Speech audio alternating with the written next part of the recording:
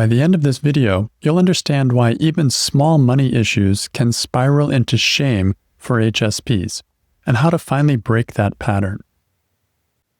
In this video, you'll discover why even small money issues can spiral into shame for HSPs, the hidden beliefs that make financial stress feel like a personal flaw, and how to separate your self-worth from your finances so you can finally feel lighter.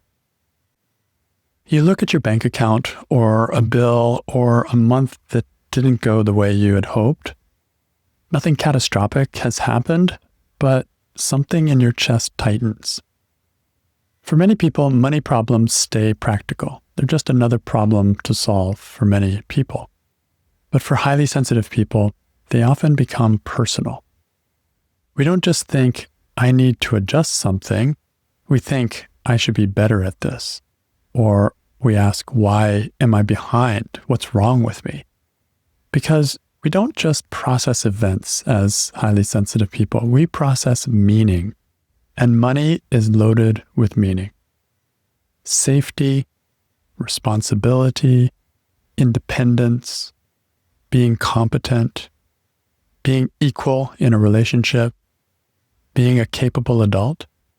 These are all the kinds of meanings that often are associated with money and that we look at and pay attention to and end up feeling like there's something wrong with us when we don't earn as much money as other people.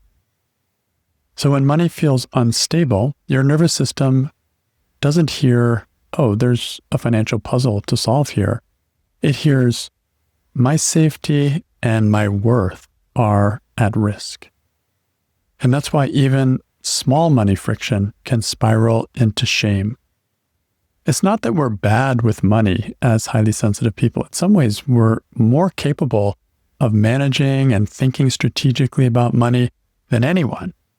But the problem is that we can easily attach identity to the responsibility that we see, what money means regarding responsibility.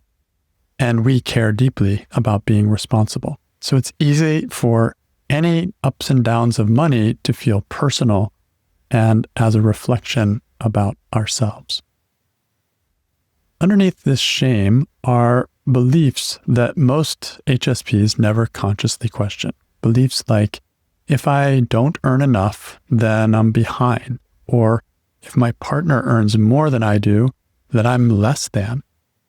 Very subtle. We would almost not admit to these kinds of beliefs. But if you look and pay attention to the emotions that are running, emotions don't lie, and they often are carrying thoughts like this. Thoughts like, if I struggle financially, it means that I'm irresponsible, or I'm a failure. If I'm not profitable yet, then I'm not safe. Or I need to prove that I can function in the real world. Notice what these beliefs have in common. They're not about numbers, they're about worth. And here's where comparison quietly enters. Highly sensitive people are deeply relational. We pay attention to others in our environment, in our world, and we care deeply about them. So what we end up doing is tracking the unspoken standards in our environment, standards about money that are just ever present in our society. We absorb expectations from others, maybe parents, maybe spouses, maybe friends, maybe brothers and sisters.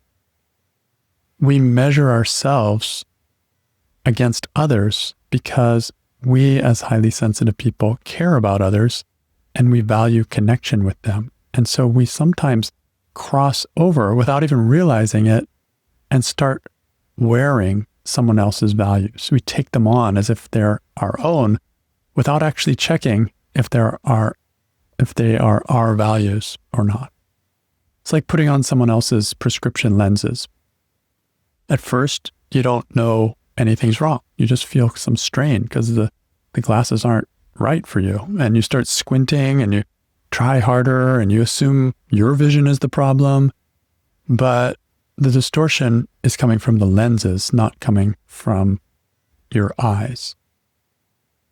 For me, for example, I've never cared much about money for its own sake. Since I was young, it just wasn't one of my core values. I cared about meaning. I've cared about contribution. I've cared about spiritual growth. But I ended up adopting the belief that I should earn more like my partner does when we got together 20, 25 years ago. And the idea was, in order to be equal, in order to kind of prove myself that I can be a real person in the real world.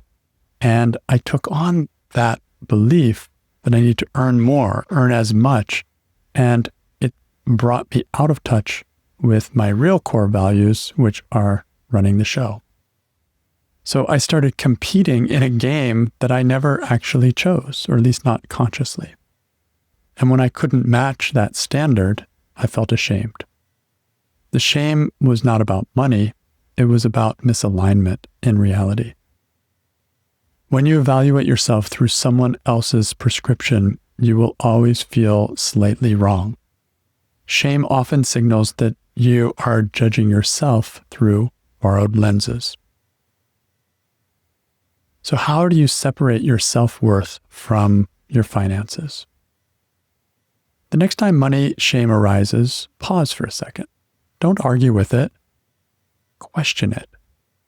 Ask, what am I making this mean about me? And listen. Then ask, is it true that my worth depends on this number? Is it true that I'm unsafe unless I earn more? Is it true, whatever it is that you think it means about you, that you're making or not making a certain amount of money? Each person will have a different belief, and each situation may have a different belief. Pay attention. Just ask, what is it that I'm making this mean? And listen and write that thought down and actually question it. And ask yourself, whose standard are you using right now with regards to money? Is it your standard or is it someone else's standard? That question alone can change everything. When I questioned the belief, I'm not safe until I'm profitable and debt-free, something softened. I realized I had confused income with identity. Safety for me has never come from numbers. It has come from alignment, from being myself. And when I return to my own values, I feel steady. I've always known that money was not my main objective here. And so you can go quickly to the other extreme and go, well, maybe I should just forget about money completely. And, in my case, go back to the ashram, live a quiet life, and I can see the value in that. But something also calls me to be in the world and to find the balance point. And what I notice when I'm questioning my thoughts about money is that I can still participate in the financial world. I can still earn, I can still improve, but money doesn't get to define me. Once I question my identity, this is what I need to be focused on. Money is all important. When I question that and that not making money means something about me, then my focus goes away from money. This is not all or nothing thinking. It doesn't mean that I'm forgetting about money completely. It's just not my central focus. And not making money your identity doesn't mean that you have to reject it. You can still play the game. You just don't have to let the scoreboard measure who you are and what it means about you. Money's just a tool. It's not a verdict. And when you stop wearing someone else's prescription, the strain goes away. And when you stop confusing finances with worth, then shame loosens. You begin making money decisions from clarity instead of self-attack. And that feels lighter. Your bank account may never change, but the difference is it no longer has to, because your identity is no longer on trial. In this video, we looked at why even small money issues can spiral into shame for HSPs.